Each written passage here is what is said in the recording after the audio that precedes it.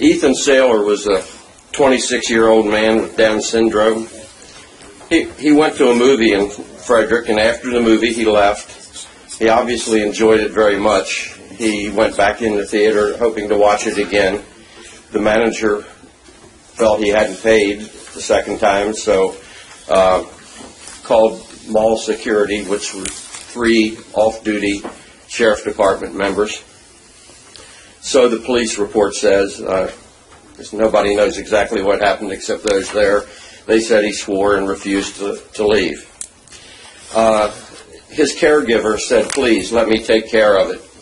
But they didn't. They wrestled him to the ground, handcuffed him, and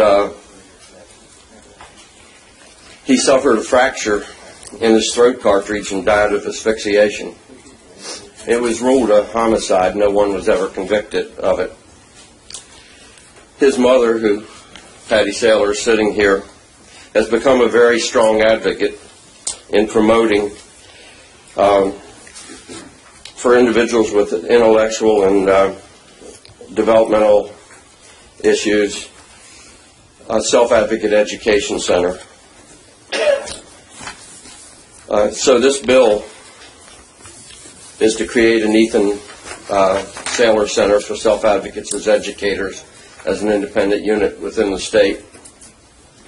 And the purpose is to advance the community inclusion of individuals with intellectual and developmental disabilities by preparing and supporting self-advocates to help educate people about appropriate and effective interactions with individuals with intellectual and developmental disabilities.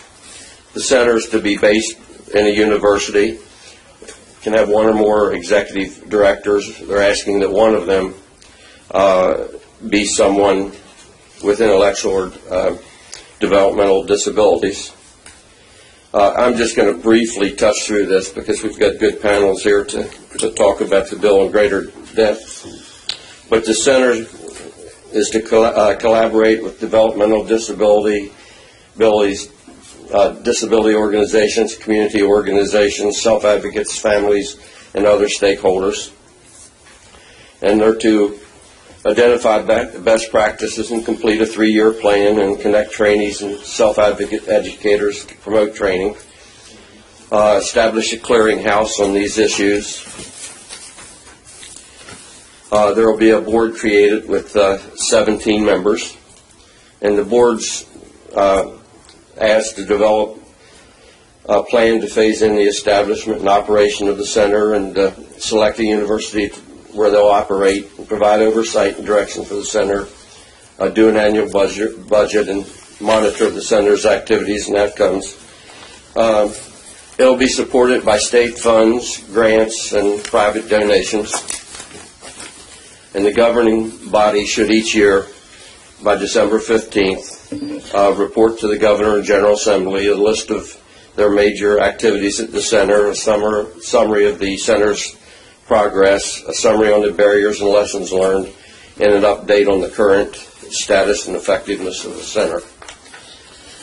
So I hope you can favorably consider this bill.